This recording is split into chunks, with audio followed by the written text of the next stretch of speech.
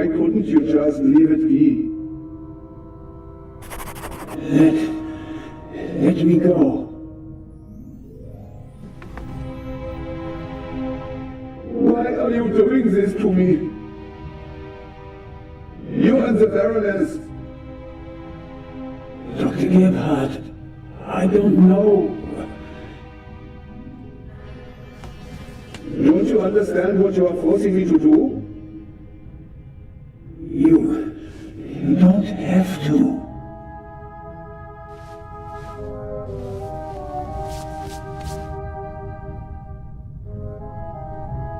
It is almost over. You won't feel a thing. I am sorry you have to see all this. I should have used more chloroform.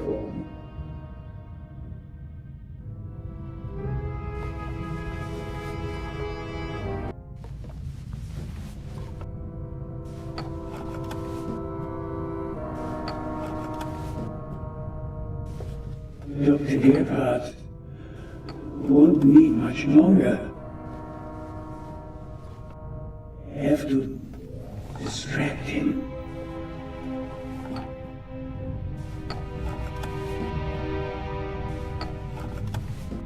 Chloroform? I had it in my bag, just in case. You were supposed to be asleep. I am not a monster, you know? I have nothing against you. Nothing at all. But what can I do?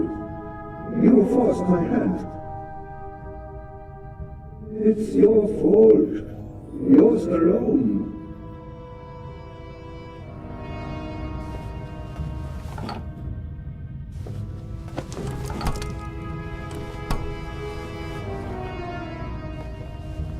Keep talking.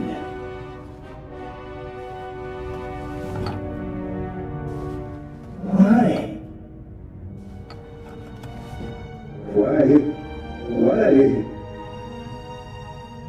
Why did the Baroness have to snoop around? Why did you have to snoop around? And that glove there. You want to plant evidence on me, yeah? I left no evidence. There is no trail. And yet you can't just leave me in peace, can you?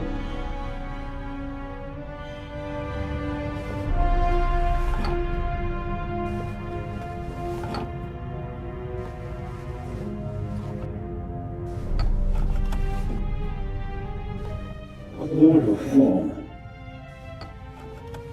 Still partly numb.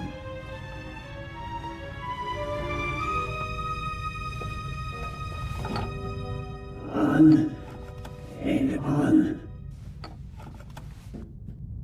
And what next? Heart failure happens a lot at your age, especially given your background. I am still considering whether I should throw you overboard. Don't leave evidence. No evidence. But what if I'm seen?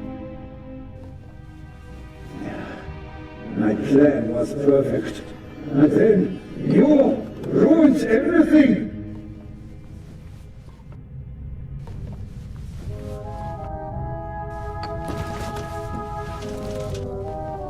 A pair of scissors.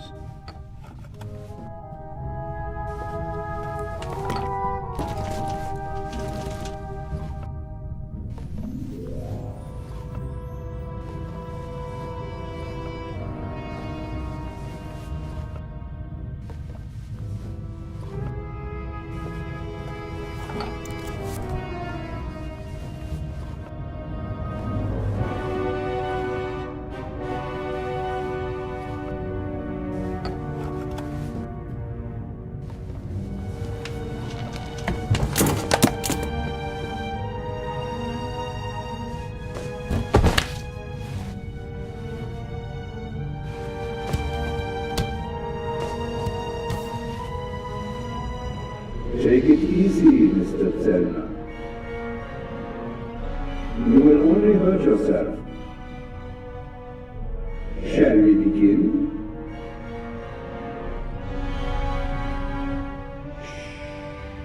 It's almost over. I will.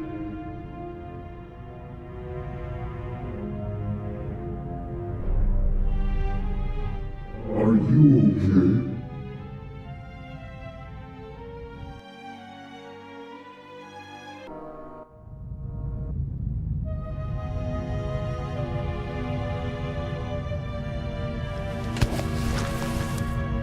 Thanks. A wet towel works miracles. I told you so. Out with it then. What were you doing down there? Inspector, at least let the constable recover his breath. He almost killed himself. Me? No. Dr. Gebhardt would have taken care of that for me. Where is he? Gebhardt? He's vanished without a trace. We're searching the ship from top to bottom. One at a time. Tell me, Zellner, what did you find out? Dr. Gebhardt killed Baroness von Trebitz. Impossible. Do you have proof?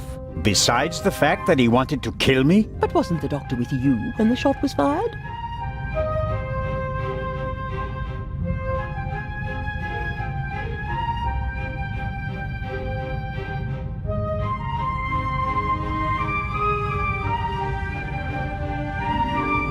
The shot that we heard was a recording. The Baroness had a tape recorder and good speakers in her cabin. Good enough to make the noise audible on the upper deck. Is that just your suspicion, or do you have proof?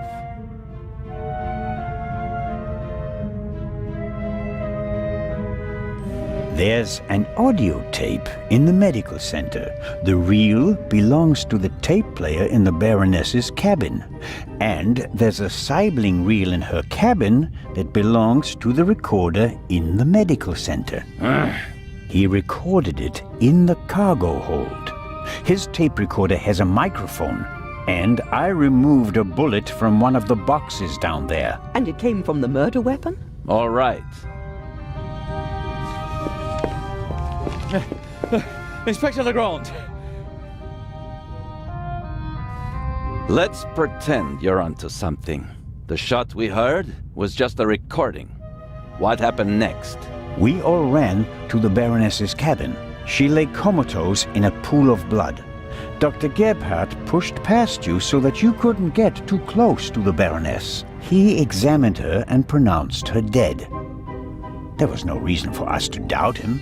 The shot, the blood, the Baroness lying there lifelessly. But she was only unconscious, knocked out by the chloral hydrate that the doctor had poured into her glass shortly before. The doctor had a glass in his hand when you came in. He wanted to remove the evidence, but you gave me the glass instead, Captain DeConti, and unintentionally knocked me out as well.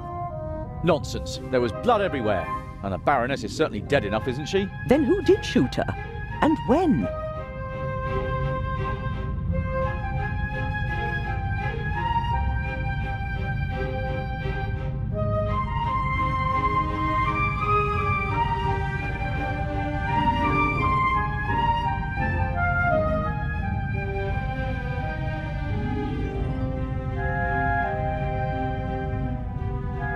As I already said, it was Dr. Gebhardt. He shot the sleeping Baroness in her cabin, barely 10 meters away from us. What are you saying? The doctor was alone in the cabin for a while.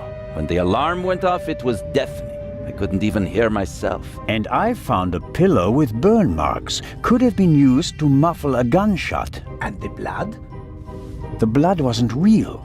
Dr. Gebhardt mixed up a liquid that looked like fresh blood to the casual observer, but the liquid remained red instead of becoming darker and browner from exposure to the air. That meant he had to clean the body and get rid of the bedding. But the blood was already there when we first entered the cabin.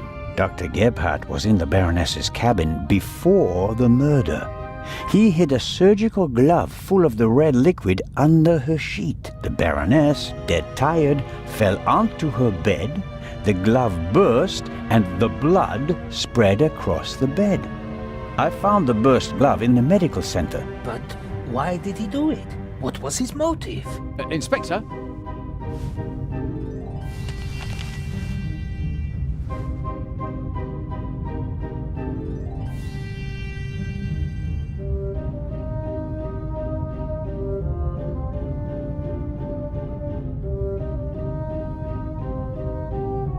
I can only speculate. The Baroness spent the day rummaging through her old family photos.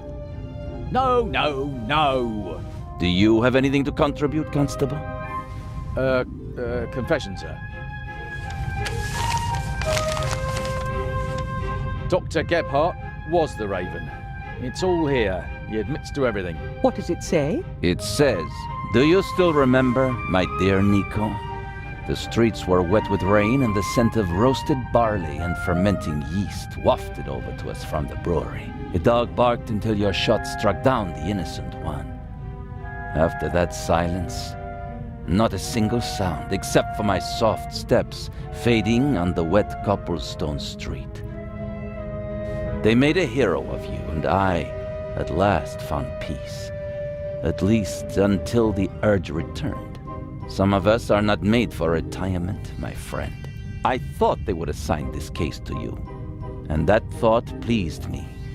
We'd finally find out who was truly the better man. And it pains me now to have to admit that you and your little gumshoe got the better of me. You drove me into a corner, forced me to make mistakes. I congratulate you on your triumph, but no one will confine the Raven to a cage. There is but one way out, and that is by my own hand. Farewell, Raven Hunter R.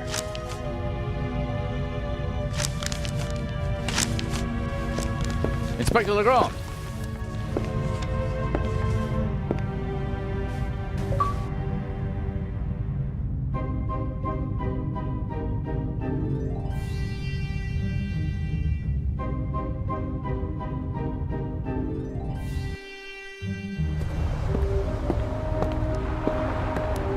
Inspector? I was right. I told them all, over and over again.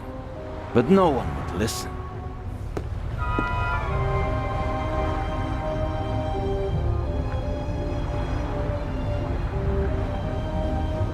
You think that Dr. Gebhardt was really the Raven?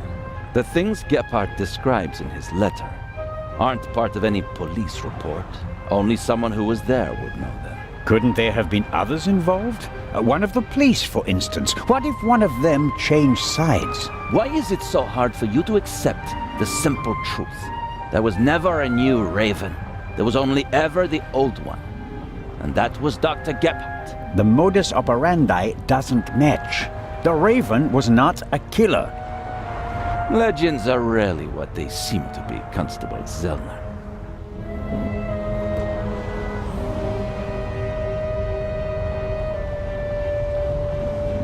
Then who was the man who was killed back then? William Jackson, a petty thief, committed some burglaries together with his brother. Talented, but not world-class. And they thought he was the Raven. Some people thought it was part of his disguise. If you're a debonair master thief, what better disguise than pretending to be a common crook? From time to time you let them catch you pulling small jobs, and no one ever imagines you're capable of a major heist. But you didn't believe it. I had my doubts, but everyone congratulated me and those doubts were pushed aside. It was like being caught in a storm, but eventually the storm passed and my doubts were still there.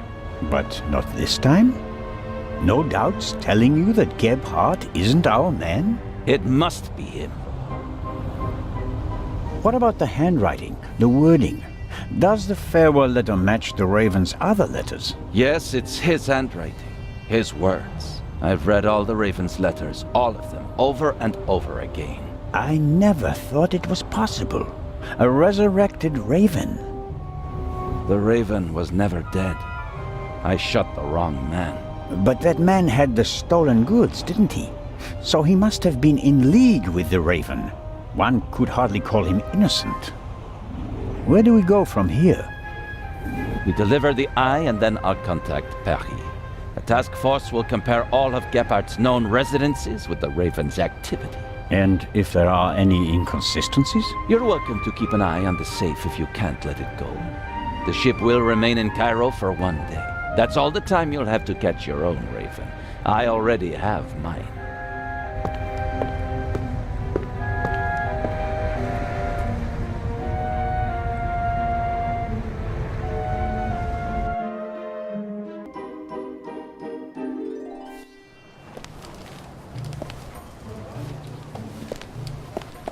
Ah, you're one of Legrand's men, aren't you? My name is Anton Jakob Zellner. You've come just in time. Grace, my dachshund, is missing. There may be more important matters for me to attend to, Mr. Director Abbas Mokhtar. And Grace isn't just a common dog. She's a purebred German dachshund, a champion.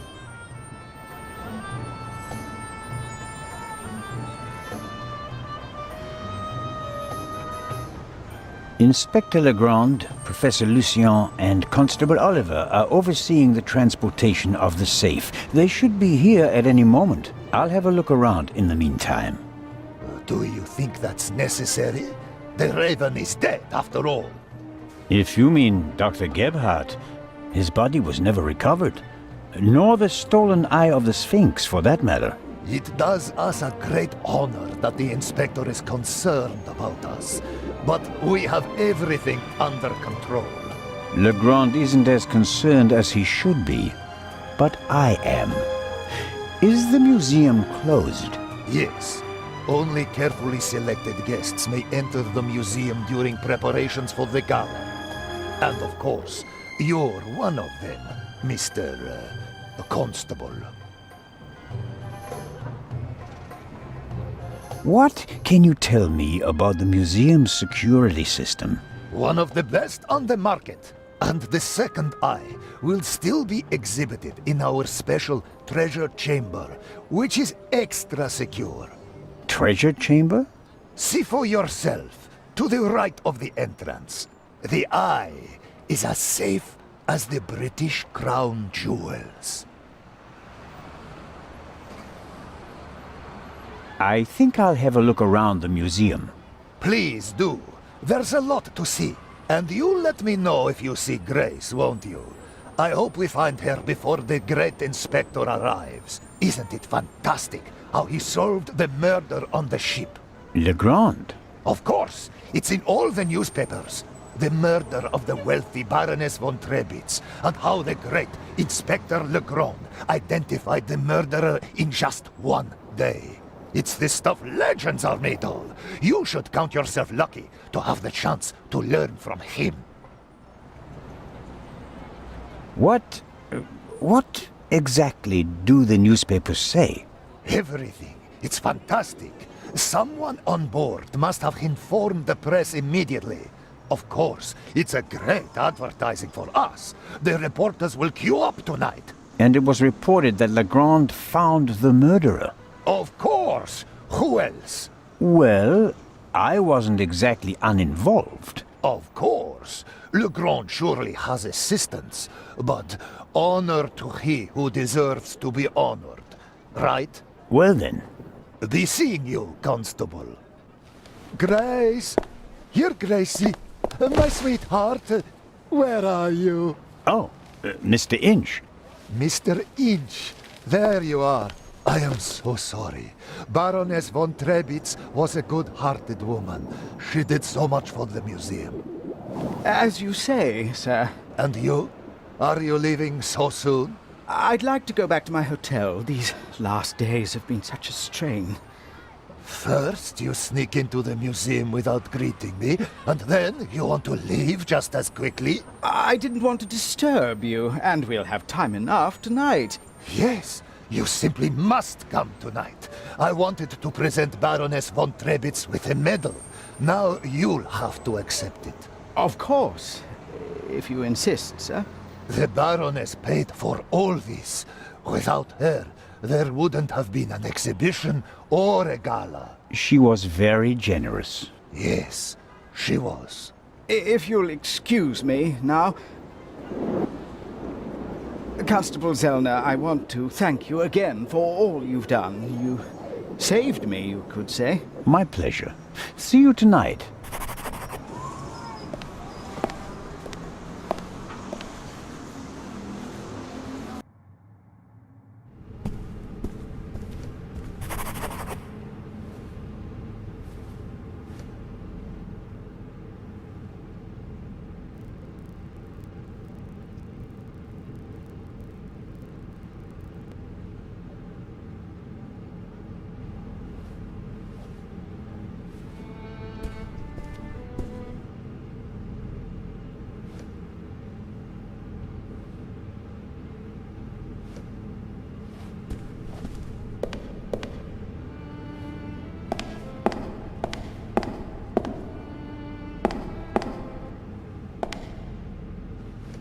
Locked.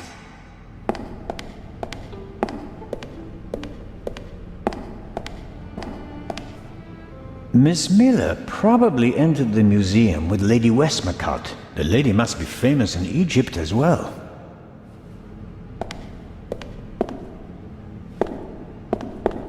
Miss Miller, I'm glad to see you here. Oh, Constable Zellner. I heard what happened to you on board. Awful. Truly awful. All's well that ends well.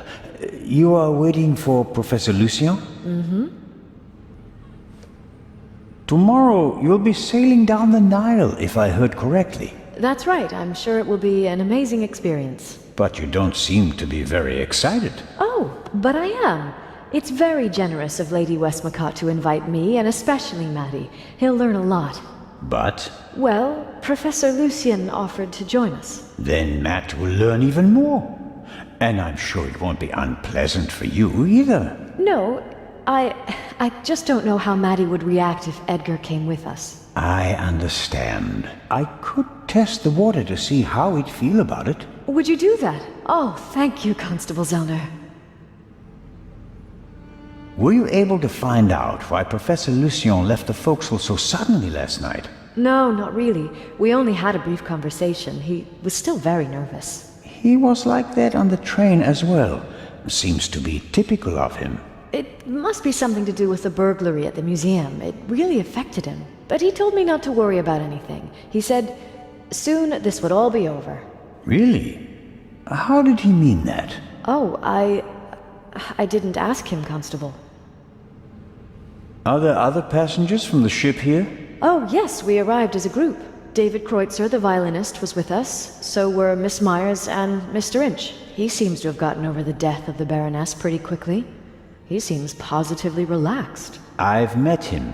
He looks on the bright side of life, so to speak. Where is Mr. Kreutzer? He's over in the treasure chamber. Maddie is downstairs in the main hall. I'm afraid I'll hear the sound of something priceless shattering any second. Matt will be careful, Miss Miller. I'll continue my tour of the museum. Oh, yes, there's so much to see.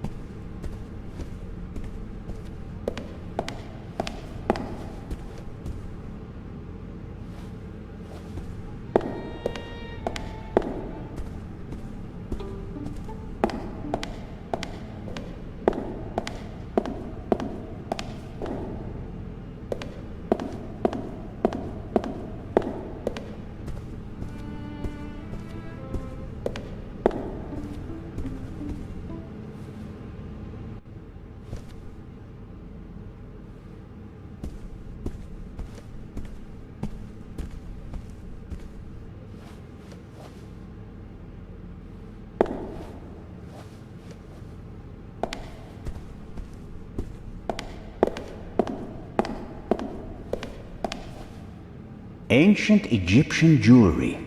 I like that golden signet ring with a scarab made of jasper. In ancient Egypt, these beetles were regarded as symbols of fertility. Nowadays, we just call them dung beetles. I suppose the beetles don't really care.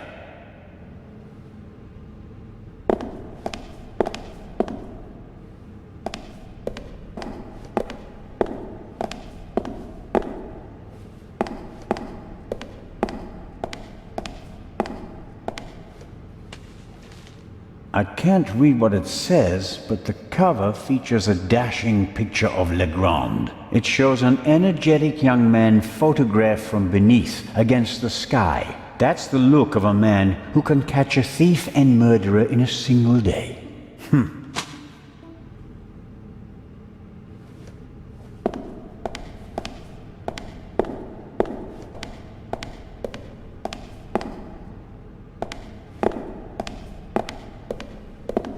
I don't believe that Legrand spoke to the press himself. He doesn't seem to like the attention, and he wouldn't falsely take credit for something he hadn't done.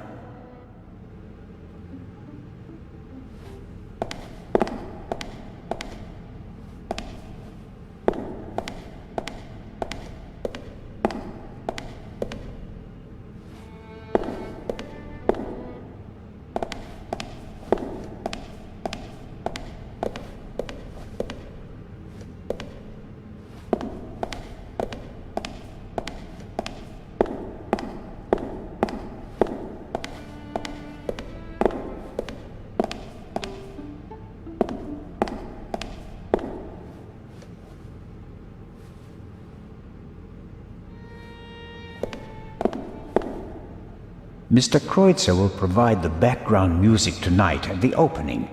Does he have anything else on his agenda?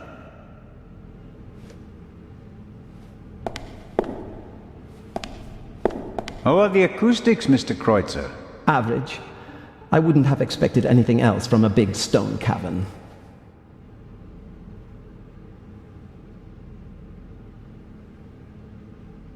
It seems like a lot of the passengers from the ship are here this morning. Nearly all of them. I had a brief conversation with the Baroness's butler. Between you and I, he seems quite happy to be rid of the old battleship. Mr. Kreutzer. Young Miss Mayers was here as well. Unfortunately, it seems like she's already disappeared again.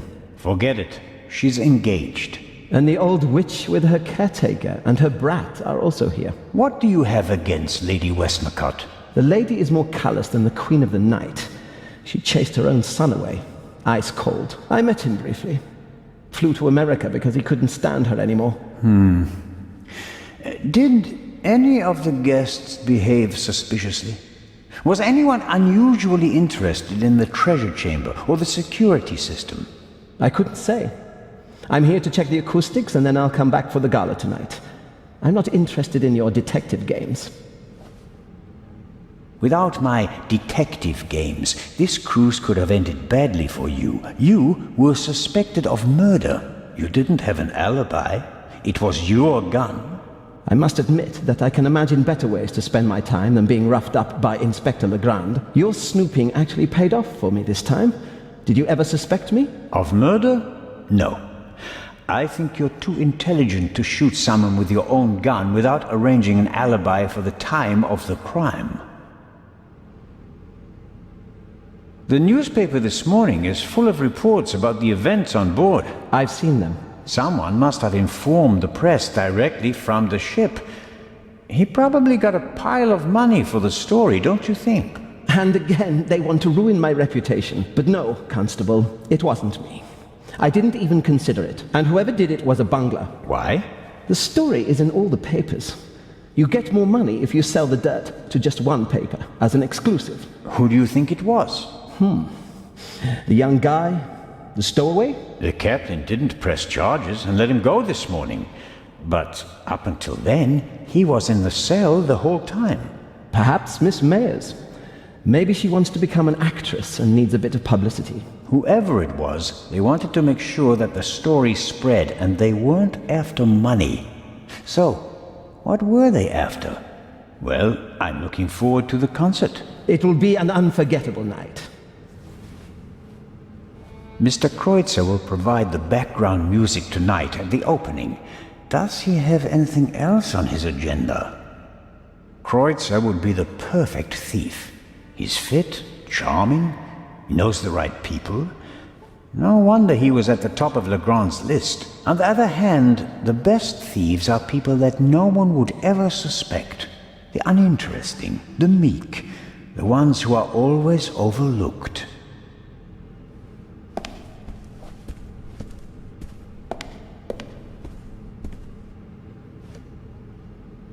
Exclusive and unique. The eyes of the Sphinx exhibited together for the first time ever.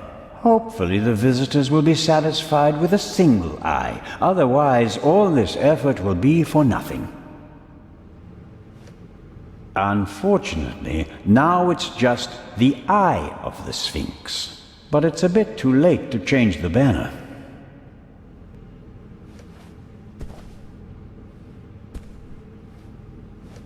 Well-trained guards are usually the best security system, although they didn't manage to stop the Raven in London.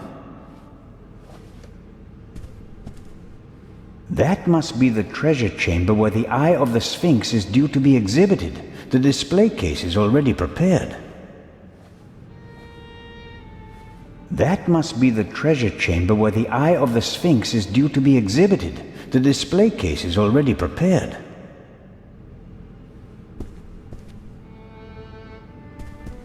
No, sir. I'm from the Swiss police. I want to check the security arrangements.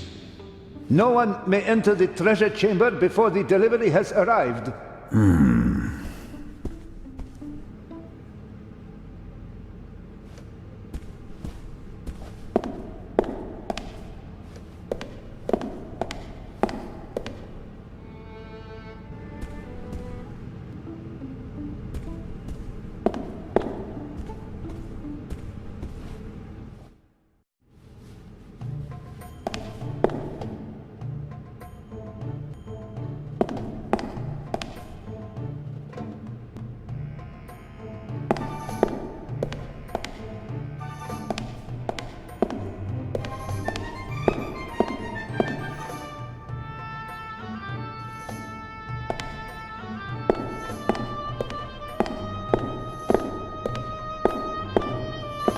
Several daggers in a row. The shapes and patterns look timeless, elegant.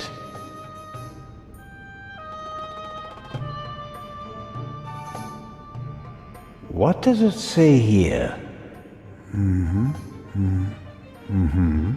The dagger on the left is a replica of the dagger from the tomb of Tutankhamun. It must have been incredibly precious during his lifetime because it's made of iron. Thousands of years before the Ice Age, meteorites were the only source of pure iron. So a star that fell from the sky, bringing a substance that's harder than anything they'd known before, would have been a dramatic event. No wonder they used it to forge a weapon for the godlike pharaoh.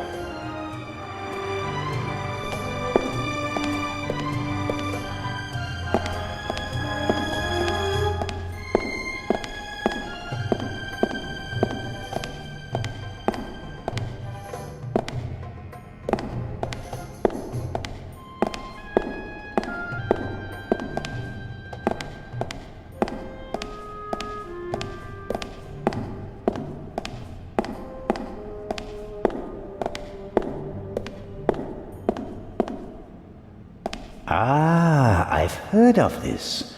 Desert glass. In the Great Sand Sea of the Libyan Desert, there's a region where natural glass is found. Nobody knows how it formed. The valuable material was often used for jewelry in ancient Egypt.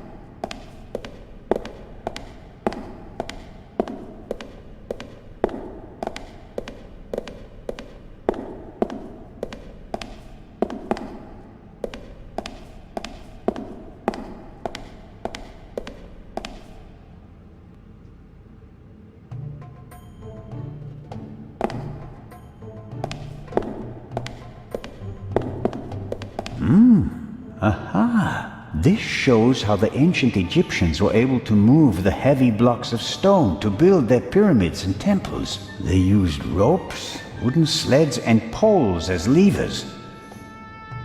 These exhibits aren't originals, of course. They're reconstructed, based on old pictures. Nonetheless, it's impressive how they managed to build monuments like the pyramids with such simple tools.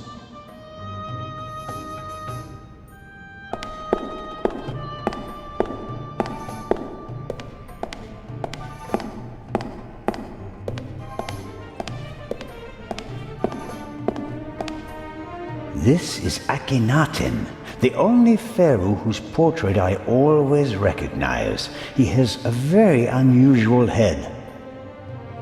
Akhenaten was the husband of Nefertiti and the father of Tutankhamen, a famous family. But he went down in history as the pharaoh who wanted to eliminate the old gods and replace them with a single god. The priests took offense, and he died of unknown causes.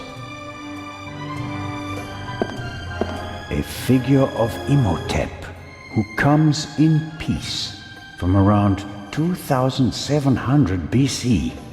The first polymath known by name, godfather of medicine, architect of the first pyramids, and according to legend, the inventor of Egyptian writing. He certainly achieved more than me in his life.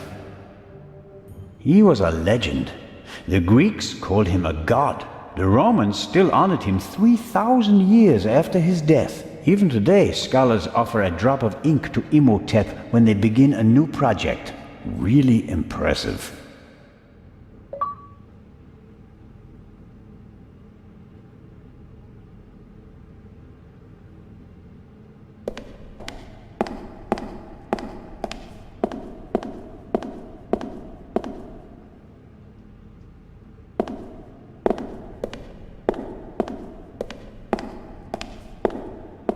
Impressive, isn't it? Thousands of years old, and still beautiful. That it is. They dug it out of the sand near Thebes over 50 years ago.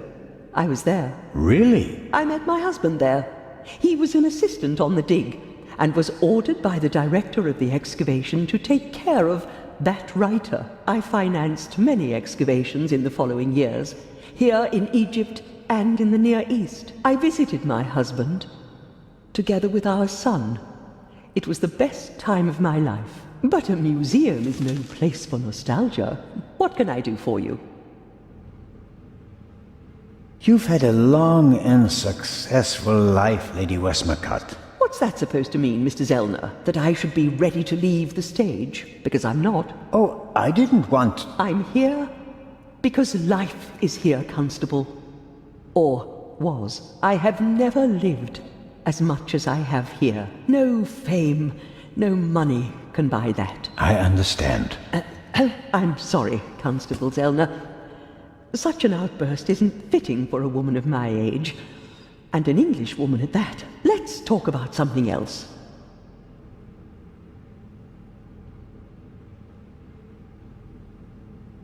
When I was working on the ship, I felt like one of the detectives in your novels. You were lucky.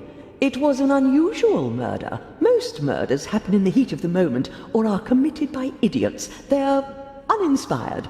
But Gebhardt thought it through. He could have succeeded. I don't know. He made too many mistakes. He couldn't have known that the Baroness, almost unconscious from the drugs, would lock her cabin door. But that was a risk. The plan was too complicated and sloppily executed. You certainly are a harsh critic, Mr. Zellner. He could have shot her on the side deck and thrown the weapon into the sea. With no witnesses, no one would have suspected him. How boring. Or if it had to be a complicated plan, then he should have worked more carefully.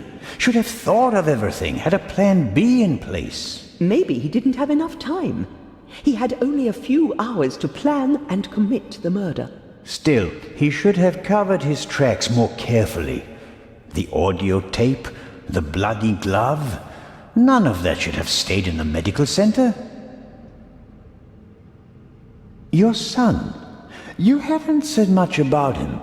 Or perhaps you did, just not by name. You're an attentive listener, Mr. Zellner. I was wondering why you knew so much about Miss Miller's unhappy marriage. I stopped paying his bar tabs. Stopped paying reporters to hush things up. He got to know her and went with her to America to start a new life. You can change your name easily, but not who you really are. He has my eyes, doesn't he? The Part 2 novel is for him, isn't it? If I couldn't provide Matthew with a good father, then at least I can provide him with a good start in life. Do you think that Dr. Gebhardt was the Raven? Was? Do you think he's dead? The letter sounded like he committed suicide. There's your answer. Does that sound like the Raven? Being unmasked? Taking the easy way out? My sentiments exactly. The Raven wouldn't commit murder, get caught, and then jump into the sea. You don't want everything to be over, do you? It's my chance to do something great. It can't be over yet. At least you solved the murder of the Baroness. You're a hero. That's not how the newspapers see it. Nor I. Something's missing. I can achieve more. Careful, Constable. He who flies too close to the sun... Is that the myth of Icarus? To be honest, no. The story is Greek, and was only written down 1,000 years later. I was counting on the dramatic effect. Oh, worked well enough. Let's assume that the thief is still out there.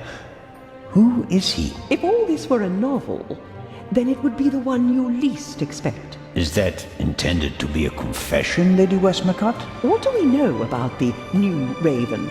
He's a man who would stop at nothing. Must it be a man? And how do we know that it's just one person? There could be several people collectively pretending to be the Raven. So, we don't know anything. That's not completely true. We know that he or she wants the Eye of the Sphinx, and will probably strike here, assuming he or she hasn't already gone. It may be the end of the story for me, Lady Westmacott. Inspector Legrand will arrive soon and send me to the hotel. I'll return tonight for the gala, hoping all the while that the Raven does dare to attempt a burglary. Tomorrow morning, I'll have to return to Switzerland. What an unsatisfactory ending that would be. It wouldn't be a triumphant ending, but it could be worse. At least you'd still be alive, Constable. Will you attend the gala tonight, Lady Westmacott? But of course. The antiquities, the delightful atmosphere. And who knows? Perhaps there will be another spectacular burglary. And your cruise? The ship doesn't leave until tomorrow. And believe me, I'd cancel the cruise for this. As always, it was an entertaining and enlightening chat, Lady Westmacott. I'm going to miss our little chats, Constable Zellner. Goodbye.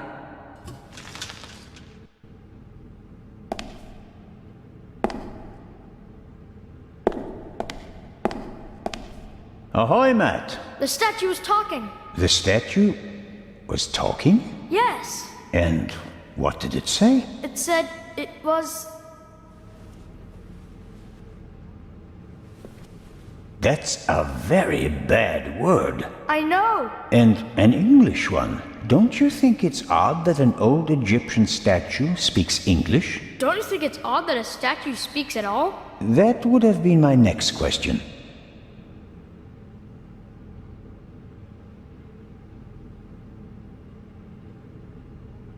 And, is the statue talking to you right now? Do you think I'm nuts? No, of course not. I just thought you might have much better ears than me. Ears that can hear statues. Some cop you are, Mr. Zellner. This is a mystery, and you're just making jokes. You're right. It's just... Don't you believe me?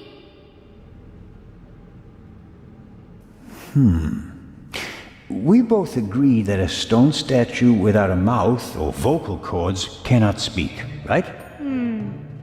Yeah, I'd agree with that. Okay, that means you heard something else, and we have to find out what or who it was. Roger. I'm almost a bit envious of you. Going up the Nile on a ship, it must be great. Yeah, I guess. You don't sound so keen. I think my mom wants the professor to come too. And you don't? You can't tell me. What if Mom marries the professor and doesn't work with the lady anymore? We'd have to move to London, and I'd have to go to a new school.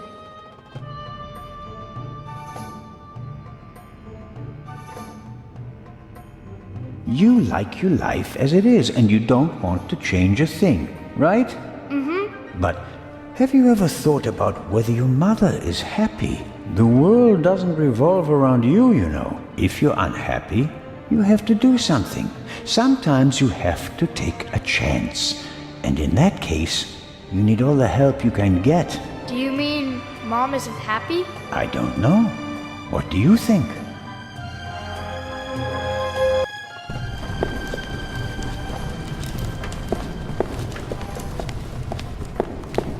This will all be over soon. Then I'll finally have time for you. We wanted to head back to the hotel. Certainly. And tonight at the gala, I'll show you around the museum, okay? And have you made up your mind about the cruise? Well, I don't really know.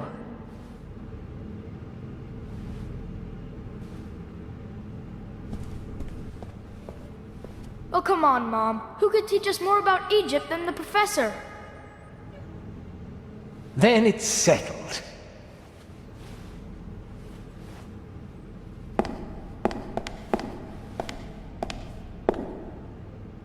I didn't expect you to say that. Well, Mom, sometimes you have to take a chance.